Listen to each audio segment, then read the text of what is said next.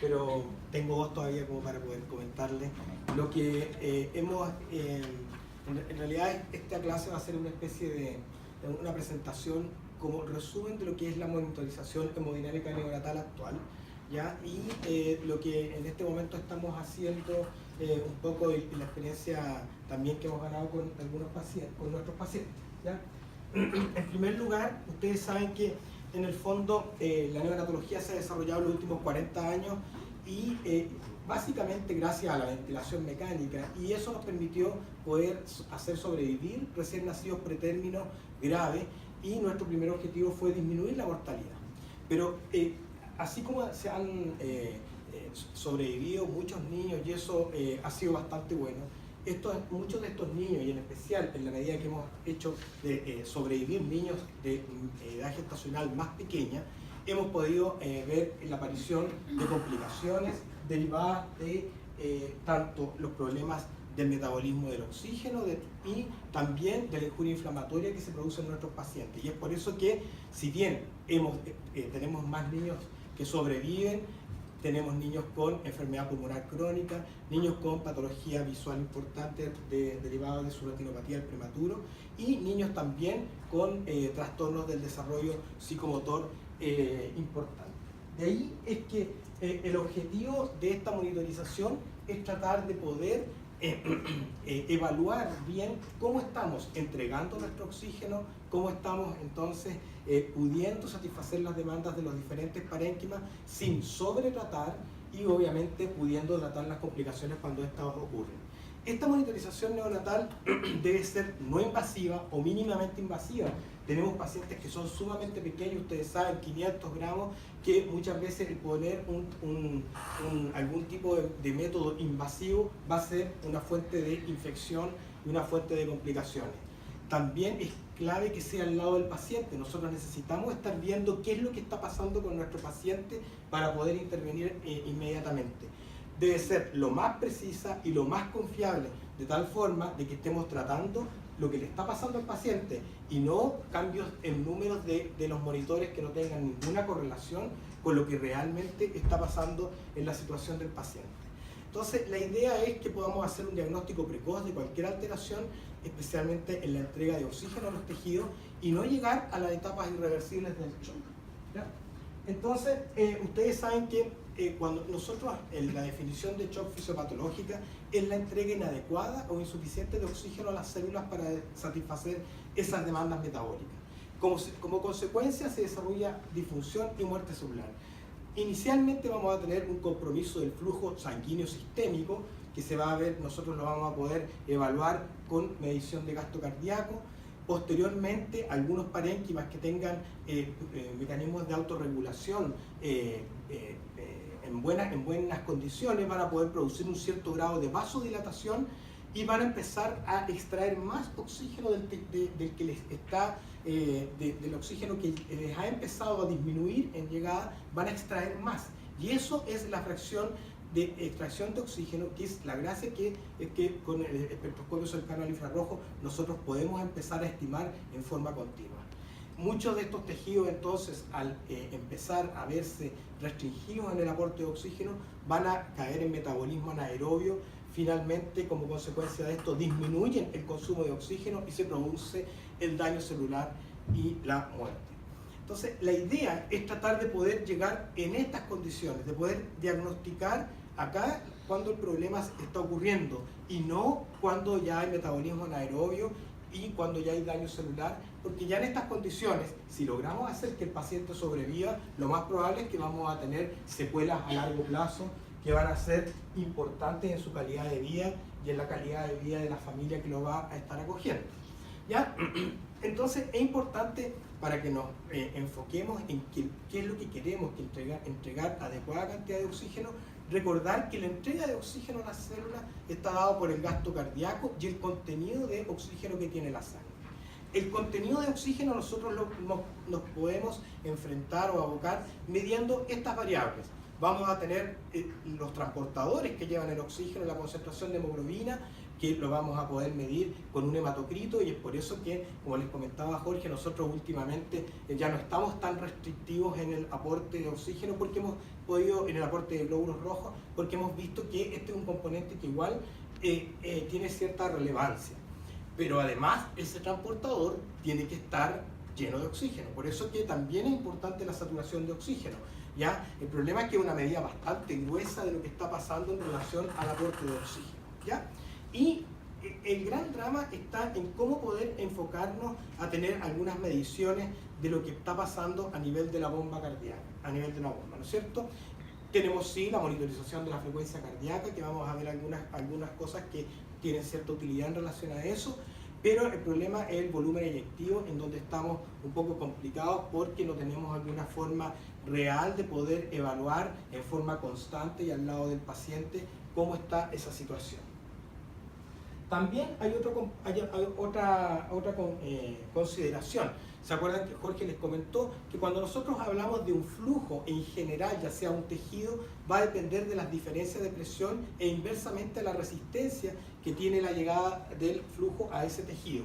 Cuando estamos hablando del territorio sistémico, va a ser la presión arterial media menos la presión venosa capilar, y la resistencia vascular sistémica. Si nosotros usamos matemática clásica y pasamos resistencia para acá, sabemos que teniendo el flujo por la resistencia va a ser la presión. Y es de ahí que nosotros un poco hemos pensado que teniendo una buena presión tenemos un buen flujo. Pero hay que tener una consideración muy importante, y es que en la patología neonatal la resistencia es clave, y eso no tenemos cómo medirlo. Por lo tanto, y voy a pasar rápido esto de la presión flujo, porque ya Jorge ya lo tocó, pero el hecho de que tengamos una buena presión arterial no es garantía de que tengamos un buen flujo. Matemáticamente se ven que están directamente relacionadas, pero estamos a ojos ciegos en relación a qué es lo que está pasando con la resistencia. Y sabemos que en el shock neonatal la resistencia es un elemento muy importante dentro de la fisiopatología.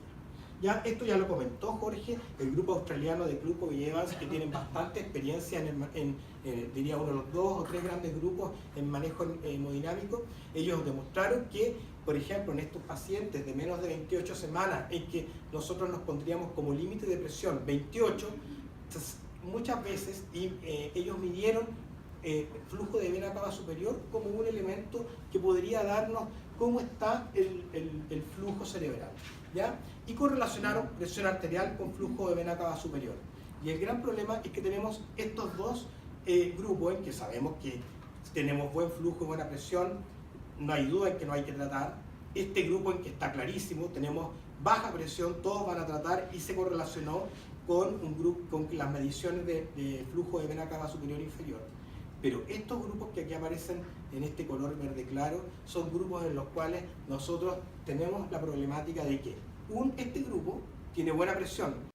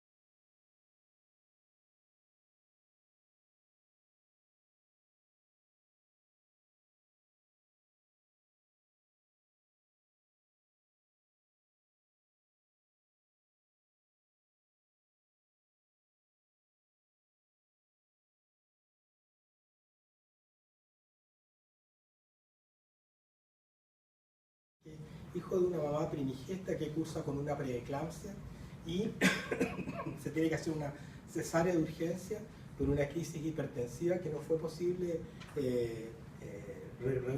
poder yugular ni con los antihipertensivos ni con sulfato de magnesio, lo que sí alcanza a recibir corticoides, ¿ya?, para la maduración pulmonar, y nace un recién nacido de sexo masculino con este peso, 1,390 kg, lo que le da pequeño para la edad gestacional en el percentil 6, una talla de 39 centímetros y una circunferencia de cráneo de 29 centímetros. Eso no alcanzan a darme pequeños, pero sí el peso.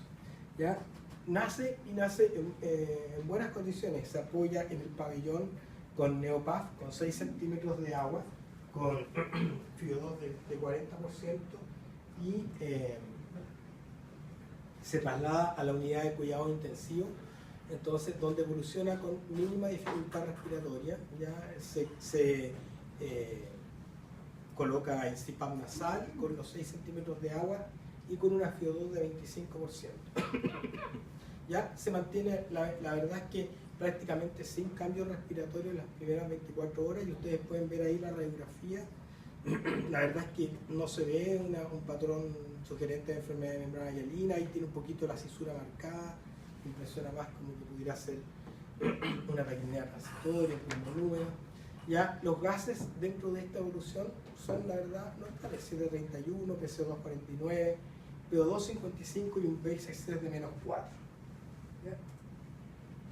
La verdad es que la monitorización clásica que se le hace al paciente, ustedes ven la frecuencia cardíaca 163, saturación 94, que está dentro del rango, una PAM de 40 para un recién nacido pretérmino de 31 semanas en los primeros 3 días, así que considerado normal, una diuresis de 12 horas de 1,9. ¿Ya? Así que ustedes ven que con la monitorización clásica los signos vitales se mantienen estables las primeras 24 horas. Pero sin embargo, el colega que estaba de turno encuentra que a las 12 horas de día está decaído, no está como se describe que nació, y lo que más describe en la ficha es que no está de buen color. ¿Ya? Todo el color puede ser sumamente subjetivo, porque más de alguien podría llegar a criticar al colega que no, él tenía más luz, tenía menos luz, ese día estaba triste porque perdió su equipo, no sé. ¿Ya? Entonces, básicamente, obviamente, lo primero ante un paciente que tiene mal color, nosotros empezamos a investigar las cosas habituales, ¿no es cierto? Que ustedes le habrían pedido, yo creo, también un hematocrito, que estaba en 59%, un dextro, que estaba en 63 miligramos por decilitro, ¿ya? Con una carga de glucosa de 5 miligramos, así que estaba dentro del rango normal. Y si bien no había nada para pensar en infección, igual se le tomó un hemograma a las 18 horas de vida, dado que no se veía, estaba decaído y tenía 7100 leucocitos, 0% pasiforme, así que no había desviación izquierda como para pensar en que pudiese tratarse de algún trastorno infeccioso, plaquetas de 193. ¿Ya? Bueno, entonces fue ahí donde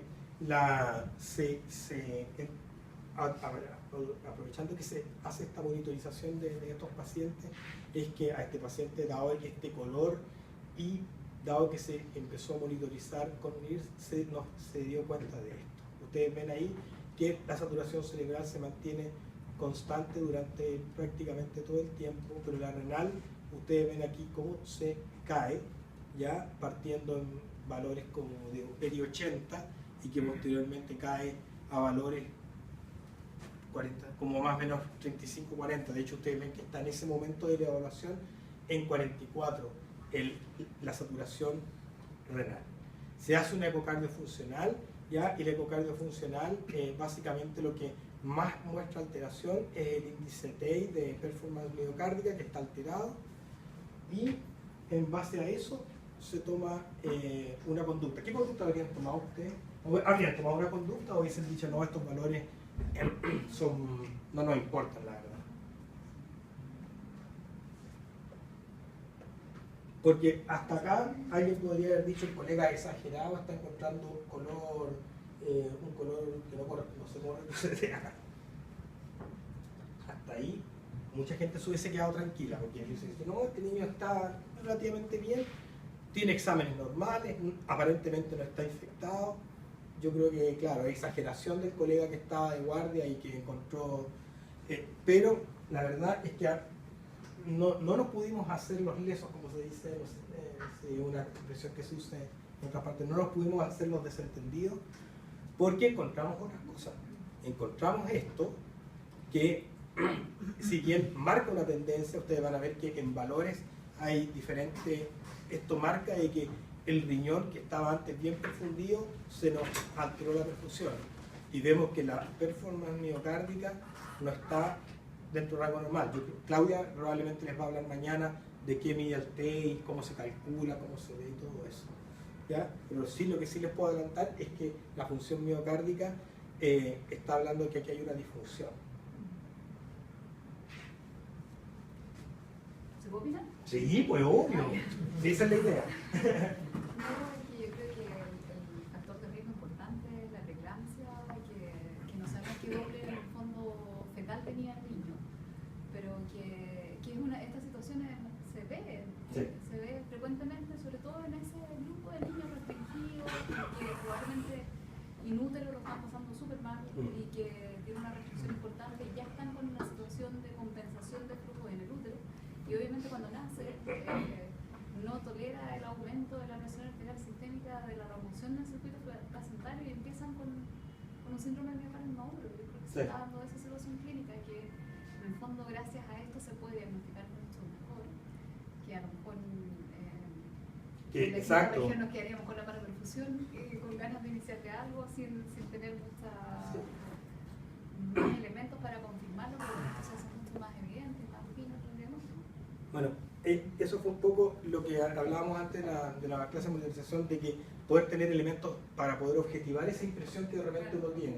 ¿Se acuerdan en la temporalidad de los elementos de monitorización que veíamos que el color es uno de los primeros elementos? Pero lamentablemente el color es tan subjetivo porque depende mucho de la luz con que esté la unidad, entonces, y como les digo, de tantos otros factores. Entonces, por eso que la gracia de poder monitorizar esto permitió que se pudiera hacer, se le pudiera apoyar el miocardio y se apoyó con dobutamina. Mañana discutiremos si fue la mejor elección o no. Hay gente que podría haber planteado haber utilizado, por ejemplo, milrinona, ¿ya? De hecho, hay un protocolo de los australianos que utilizó milrinona en pacientes, pero no dio buen resultado, ¿ya? Y posteriormente ustedes ven que la saturación renal de ahí nuevamente empezó a recuperarse y la saturación cerebral se mantiene. Esto es un valor que está dentro del rango normal, ¿ya? Y mejoró el TEI, está en un valor dentro del rango normal, ¿ya?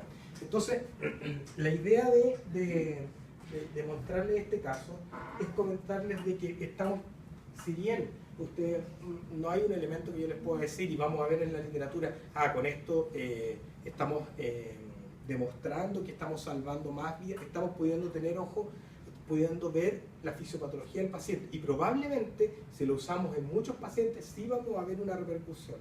¿Ya? Este paciente lo que le estaba pasando, como dice la doctora Sandino, no es palo blanco, acá en Chile se dice palo blanco cuando es alguien que yo contrato y le digo alguien pagado, ¿ya? Este paciente precisamente eso es lo que le estaba pasando, tenía un retraso en la adaptación neonatal dado porque al ligar el cordón se produjo el aumento brusco en la resistencia vascular sistémica al remover el lecho placentario y eso causó en este miocardio inmaduro una disfunción miocárdica, ¿ya? Y en este paciente, si uno hubiese utilizado, ya no se ve de buen color, la receta clásica que uno le enseñaba, pongámosle volumen y después del volumen no resulta, pongámosle dopamina, no vamos a hacer muy mal porque este miocardio no va a tolerar la sobrecarga de volumen, no va a tolerar la sobrecarga de poscarga y finalmente va a terminar cayendo más en gasto cardíaco, ¿ya? Entonces es la idea apuntar a que el manejo entonces lo podamos hacer mucho más fino en relación a lo que estamos viendo del paciente, ¿ya? Entonces, volviendo a lo que hemos estado reforzando todo nosotros tenemos que el paciente, la evaluación, ya no nos podemos quedar tranquilos solo con tener presión arterial, solo con tener elementos de flujo, tenemos que ojalá tener todos estos elementos. Esto no es excluyente de esto otro, ¿ya? En el sentido de que nosotros la presión arterial sigue siendo un elemento que tenemos que evaluar, porque también nos va a estar hablando, cuando está en valores muy bajos, de que podría haber un problema. Y además, cuando estamos tratando, tenemos que tener cuidado de que, como decía Jorge, no nos pasemos al otro lado, que aumentemos demasiado la presión arterial producto de nuestra intervención, porque eso se ha visto que puede ser más dañino y más deleterio inclusive que la misma patología que está causando el trastorno hemodinámico. Esto lo que ya le habíamos comentado, y reforzarle que obviamente la clínica es irreemplazable. Si no hubiese sido porque el colega lo encontró, la gracia es que ahora tenemos elementos de monitorización con los cuales uno puede objetivar más esa impresión, ¿ya? Ustedes saben, y dentro de esos elementos, el NIRS, ¿ya? El NIRS, ya los principios generales los comentamos. Tiene se basa en la ley de Beer-Lambert modificada, en que cuando uno hace incidir un haz de luz sobre una sustancia que absorbe la luz en esa longitud de onda, podemos saber cuánto es la concentración de la sustancia acá. No sacamos nada con hacer incidir luces en longitudes de onda que no sean absorbidas por la sustancia que queremos encuestar. Si queremos encuestar hemoglobina, tiene que ser oxigenada y no oxigenada, longitudes de onda que sean absorbidas por hemoglobina oxigenada y por hemoglobina no oxigenada. Y eso es lo que hace básicamente el INVOS, ¿ya? Hay diferentes equipos. El que nosotros hemos ganado experiencia en los últimos 4 o 5 años es el INVOS 5100, ¿ya? Este monitor, entonces, es el monitor de oxigenación tisular fabricado por Medtronic, y la gracia es que va a medir en forma simultánea y continua cambios en la saturación de hemoglobina en diferentes parénquimas, ¿no es cierto? Vamos a poder medir saturación regional de oxígeno, que se observa en valores absolutos, ¿ya? Esos son los valores que se ven en la pantalla.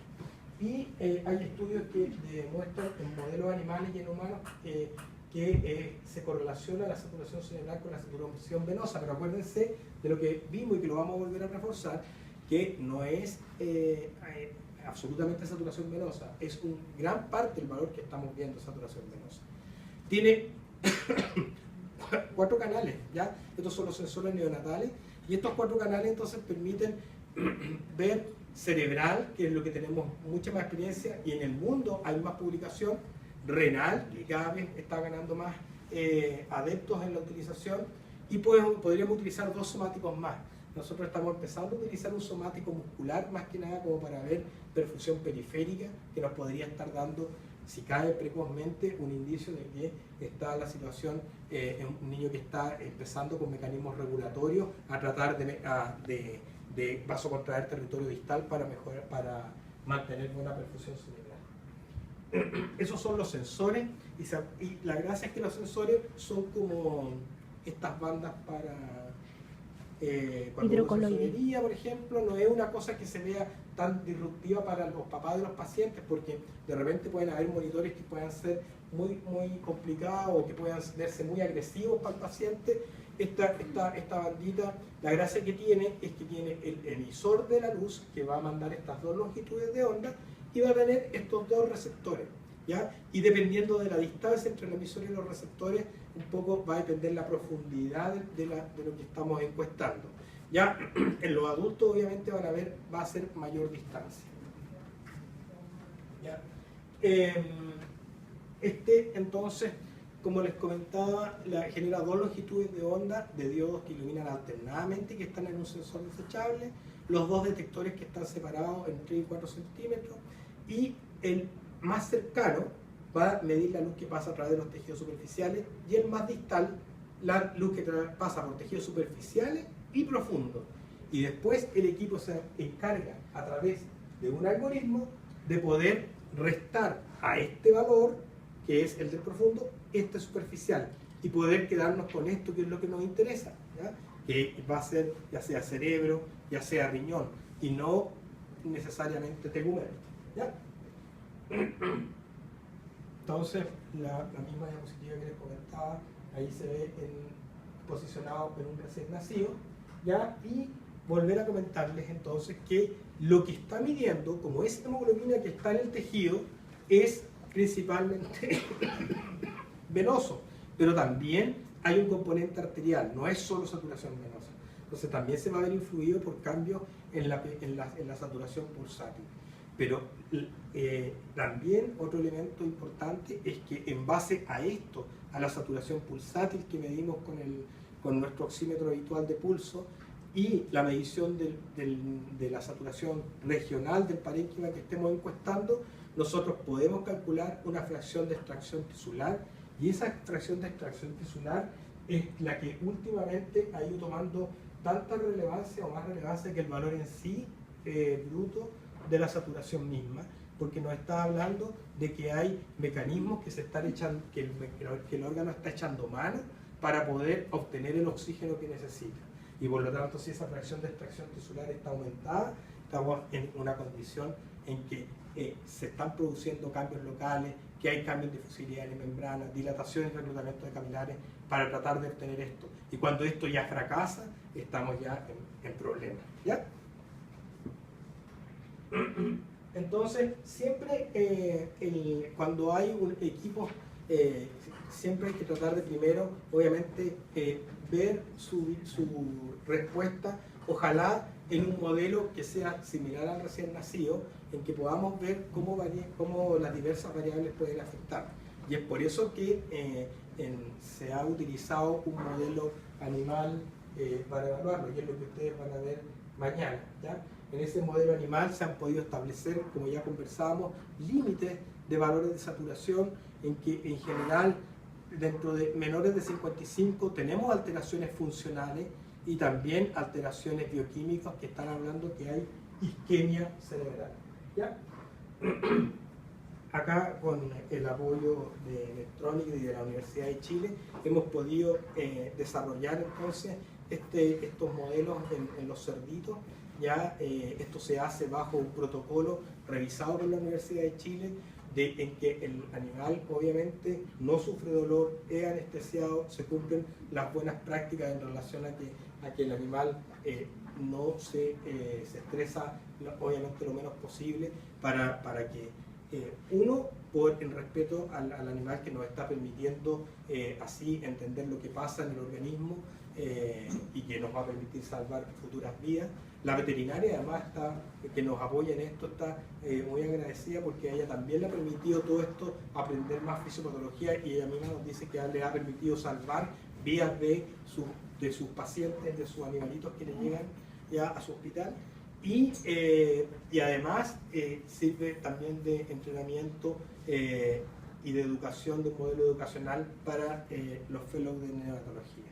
Entonces, a este cerdito, ustedes ven que está conectado a ventilación mecánica, lo tenemos monitorizado con un monitor, el monitor habitual, que nos va a dar los parámetros habituales, la monitorización clásica, pero también lo estamos monitorizando con espectroscopía cercana al infrarrojo, y también estaba ahí Claudia haciéndole una ecocardiografía para ir viendo los cambios que se van produciendo en las diversas situaciones y modelos que se van haciendo.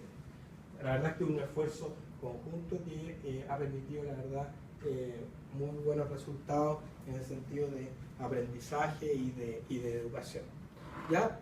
La validación de este modelo, la verdad es que si uno al cerdito se ha podido medir muestras de vena yugular y tiene una correlación con la saturación cerebral, igual como se da en los pacientes, ¿ya? Así que, y lo otro es que si uno le hace obstrucción al flujo en diversos parénquimas, eso se ve reflejado, porque uno podría decir, bueno, pero esto que estoy midiendo realmente es esa oxigenación cerebral. Bueno, uno al producir oclusión carotidia ve cómo todas las otras mediciones de los parénquimas están estables, mientras que la oxigenación cerebral sí cae frente a cada una de las oclusiones que se pueden ir produciendo. Lo mismo si ocluimos renal o si ocluimos tronco mesentérico, ¿ya? Entonces, y si uno al modelo no le hace absolutamente nada, todas las variables están constantes. La saturación cerebral, muscular, renal, intestinal van a estar constantes. Entonces, esto en un modelo que está anestesiado con teniendo cuidado de que la CO2 esté constante, porque en el cerdito, igual que como los recién nacidos, las variaciones de CO2 también, y eso esperamos que el cerdito de mañana se comporte como la gente y podamos ver de que las alteraciones del CO2, independiente de cómo uno esté ventilando, se reflejan en la alteración de la oxigenación cerebral. ¿Ya? Ahora, la espectroscopía cercana al infrarrojo, ya hay algunos reportes de usos clínicos ya a fines de los años 70 en adultos, en algunos pacientes, principalmente pacientes con traumatismo encefalocraniano, que permitían medir oxigenación sin tener que estar colocando catéteres invasivos, que era bastante complicado por el riesgo de infección. Ya los primeros reportes de valores de saturación son estos, en que ustedes ven que en general tiende a haber una cierta tendencia a disminuir, pero siempre manteniéndose en un valor de sobre 60, sobre 55 en la cerebral. En la renal un poquito más alto que en la cerebral, hablando de que el riñón ocupa la fracción de extracción del riñón un poquito menor, pero sí ustedes ven que hay una mayor variabilidad en los valores, ¿ya? Y esto es en pacientes estando tranquilo, porque obviamente si ustedes clínicamente se nota cuando el paciente se le atiende, a veces los valores muscular y renal fluctúan en forma importante, ¿ya? Entonces, estando el paciente tranquilo, estas son las variabilidades que se presentan. Y a nivel abdominal, acá sí que hay mucha variabilidad. Es por eso que hay gente que no le gusta utilizar el sensor abdominal, ¿ya? Porque dicen que la variabilidad es demasiada, que al no estar certero de qué es lo que uno está midiendo, podría entonces haber un asa con deposiciones y eso estar afectando los valores que yo estoy teniendo. Hay gente que igual está tratando de hacer protocolos frente a determinadas situaciones clínicas, porque sería lo ideal poder tener una buena medición de flujo de cómo está la oxigenación intestinal en un paciente como el que se conversó. ¿Ya? ¿Ya? Esto para mostrarles también la variabilidad. A nivel cerebral, estando el paciente tranquilo, la variabilidad es prácticamente baja, así que realmente si estos estudios se hicieron porque realmente más de alguien comentaba, no, es que este valor cambia brusco y no significa nada. No, si cambia es porque algo está pasando en la oxigenación cerebral, porque si el paciente está tranquilo, el NIR cerebral no tiene por qué tener variaciones de más de 3 a 4 puntos, ¿ya? Distinto al renal, que podría sí cambiar, ver más cambios. Y en el abdominal, lo que comentábamos, que especialmente en las primeras semanas de vida, esos cambios pueden ser bastante significativos, ¿ya? Muy breve referencia en relación a lo clínico, porque las aplicaciones clínicas las va a volver a comentar Jorge. Pero sí comentarles de que la gente que tiene más experiencia en valores de NIRS son la gente que entra en Estados Unidos, que entra a pabellón cardioquirúrgico por cirugías complejas de cardiopatías congénitas. Entonces, en este caso, ellos utilizan sensores cerebral y renal, y esto dándoles la idea de que obviamente si caen ambos sensores es que algo que lleva la irrigación a ambos tejidos está afectado, por lo tanto un problema de gasto cardíaco y algo nos está pasando, ¿ya? En cambio, si es solamente la caída de la perfusión cerebral y la saturación renal, disculpen, está igual, habla de que hay algún cambio selectivo en la perfusión cerebral o en la fracción de extracción de oxígeno del cerebro, y por lo tanto hay que ir a buscar qué es lo que está pasando, ¿ya? Este equipo entonces les da una alarma de que algo está pasando, y ellos lo que han visto es que en el 23% de los procedimientos quirúrgicos la caída de la saturación cerebral fue el primer parámetro que evidenció que se estaba desarrollando un problema clínico durante la cirugía. Y ellos actúan frente a dos situaciones. Primero, la caída de la saturación cerebral menor de 20%, entonces, y eso lo vamos a ver al final de la presentación, cómo uno podría enfrentar esta situación, y más aún si es mayor de 30%, ver en qué situación de la cirugía estaba. Pero también actúan si la saturación cerebral es muy alta. ¿Por qué? Porque pudiese ser que el CO2 está muy alto por la vasodilatación que le hemos repetido hasta el cansancio que afecta, y también para evitar la injuria por hiperperfusión, por reperfusión después de un estado de hipoperfusión. También hay literatura en relación a la oxigenación durante la transición, y es lo que ustedes ven que en estos niños en general, la gente que tiene más publicaciones es la gente de Austria y de Holanda. En Holanda la doctora Lemmers tiene artículos muy interesantes, eso también se los podemos adjuntar vía correo.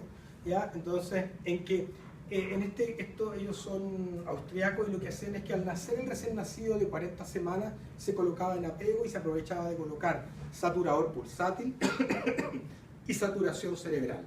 Y construyeron estas curvas porque la idea era un poco racionalizar el uso de oxígeno en pabellón. De ahí que ustedes ven cómo la fracción de extracción de oxígeno en los primeros minutos, hablando de que es un periodo bien crítico, llega a ser más de 0,40 o 0,30. Ya recién llega a estar en valores normales más o menos al cuarto minuto de vida. ¿Ya? Así que hablándonos de que este es un periodo bien crítico y que por ende es importante actuar consecuentemente en ese periodo para que esa extracción o ese periodo de hipoxia no se prolongue. Ellos mismos, en pacientes que nacían por cesárea, que no quedaban en apego, los llevaban a una cunita radiante y les colocaban saturador en territorio preductal, en territorio postductal, y saturación regional cerebral, también en un territorio preductal y también en un territorio postductal. ¿Ya? Entonces, y también viendo que ustedes ven que las saturaciones obviamente pulsátiles son más altas, siempre el pre por sobre el post, y en relación a las saturaciones regionales, quien predomina obviamente el cerebro, o sea, el organismo está diseñado en ese momento de la transición para privilegiar la oxigenación cerebral, y ustedes ven que está por sobre la saturación preductal regional y por sobre obviamente la saturación postductal regional. Ellos también, junto con la doctora Lemmers, como son los que tienen más experiencia, han construido diversas curvas con unos genes ya mayores para poder hablarnos de cuántos son los valores normales que uno esperaría durante la transición, y ya una vez estabilizado el paciente más allá de los 10-15 minutos. ¿Ya? Eso no voy a entrar mucho en detalle. Ya. Otras cosas en las cuales ha ido ganando crédito el uso de la espectroscopía cercana al infrarrojo, y en lo cual hay gente que está trabajando en algún software que permita evaluar la correlación entre presión arterial y oxigenación cerebral. En este caso, y esa es la gracia de tener la gente, por ejemplo, el doctor Seri, tiene una torre hemodinámica que tiene NIRS, saturación preductal, CO2 transcutáneo, también una medición por impedanciometría de gasto cardíaco. Entonces van evaluando una serie de cosas, y la gracia de eso es poder después reflejarlo y que ojalá en el tiempo real poder obtener, ustedes ven acá que es prácticamente una imagen especular entre la presión y las saturaciones. Eso no debiera ocurrir. Debiera ocurrir que, independiente de las presiones, la saturación regional cerebral debiera ser relativamente constante. Bueno, esto es porque este paciente está séptico y perdió la autorregulación.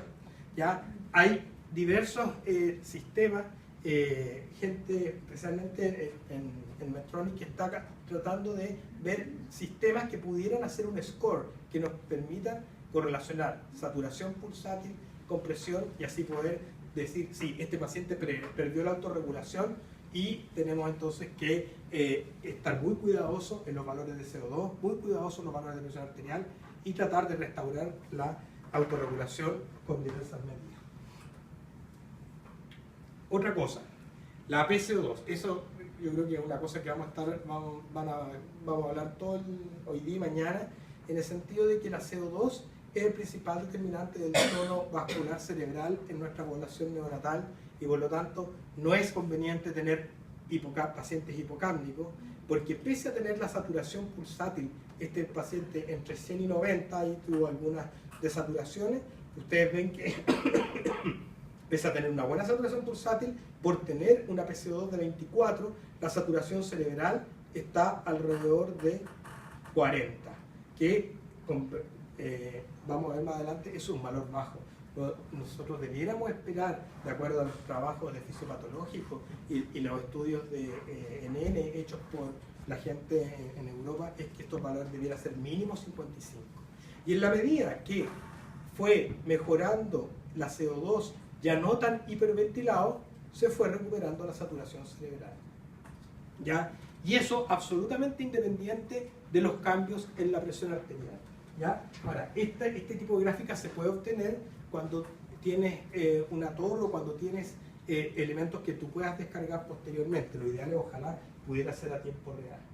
¿Ya? Esto para reforzar lo mismo la relación. Esto en un paciente nuestro. ¿Ya? Este es un paciente en que está en una determinada modalidad ventilatoria con PCO2 de 60 en los gases.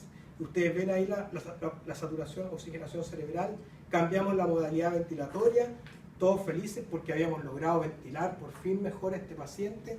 Y miren cómo se nos fue inicialmente la saturación cerebral. Por suerte por poco tiempo, ¿eh? Así que no quedó... ¿Ya? Exacto. Pero obviamente se hicieron las correcciones, las modificaciones para que la CO2 estuviera dentro de un rango normal, y ustedes ven que nuevamente la saturación llega a un valor de 71. ¿Ya? Esos son del Manuel González, las chiquillas no conocen bien. ¿Ya? También, recuérdense que en el fondo nosotros estamos viendo con esta monitorización cómo le está llegando el oxígeno y cómo lo está utilizando. Si yo estoy haciendo mucho esfuerzo para dar oxígeno, con mucha presión arterial de la vía media, yo puedo estar feliz porque con mayor presión media de la vía aérea logro más oxigenación. Este es un paciente que está en HVO en alta frecuencia, que uno dice, ¿cómo mejoro la oxigenación de mi paciente? Aumento la presión media de la vía aérea y aumento la FiO2. Ya, estamos felices porque tenemos muy buena saturación, pero a costa de una tremenda presión media de la vía aérea. ¿Qué pasa con esa situación? Tenemos que la saturación cerebral está baja, y cuando se logra bajar la PAM de 22 a 19, estaban con tremendas presiones, empieza a repuntar. Y esto habla de que lo que conversábamos en un inicio, la entrega de oxígeno no solo va a depender de cómo esté mi transportador lleno de oxígeno, sino que también que llegue suficiente transportador. Si estoy usando una tremenda presión media de la vía aérea, estoy disminuyendo el retorno venoso y por lo tanto estoy disminuyendo el gasto cardíaco. Y me va a caer esto por caída del gasto cardíaco, no por caída de la saturación. ¿Ya? Dos cosas en relación a estudios INIRS. Uno es este del doctor Alderliesten de Holanda, ¿ya? Y él lo que quiso ver era cómo la hipotensión afectaba el desarrollo neurológico en los pacientes prematuros. Es un estudio caso control en que se enrolaron 66 pacientes prematuros de menos de 32 semanas, en que la hipotensión fue definida como PAM menor que la edad gestacional. Se utilizó dopamina de 5 o más gamas por kilo minuto, sin ducto arterioso, para no tener un elemento confundente, por lo que conversábamos en la sesión anterior, que igual el ducto arterioso per se nos va a alterar la oxigenación cerebral. ¿Ya? Y los controles recién nacidos pareados por edad gestacional, peso, sexo, año de nacimiento, y se evaluaron presión arterial, saturación cerebral las primeras 72 horas, y el neurodesarrollo fue evaluado a las 18 horas. Al final ustedes ven básicamente que no hay muchas diferencias entre en parámetros, solamente una diferencia en porcentaje de pacientes que utilizó surfactante. Fueron más hipotensos los que se les puso surfactante, ¿ya? Y en relación a evaluar cómo fue el porcentaje de tiempo con presión media menor que la gestacional, obviamente los casos eran mucho más que los controles, el fondo iba a ese objetivo. Pero al medir la saturación cerebral menor de 50, que fue el límite que ellos se colocaron, considerando la literatura que había, tanto en modelos animales como los datos que habían en ese momento, vieron que en realidad los casos, claro, tenían discretamente más tiempo con saturación menor de 50, pero que no daba significativo. Ustedes ven ahí que prácticamente las desviaciones estándar son iguales. Y cuando vieron posteriormente casos y controles a los 18 meses del desarrollo psicomotor, no hubo diferencia entre los niños hipotensos y los no hipotensos.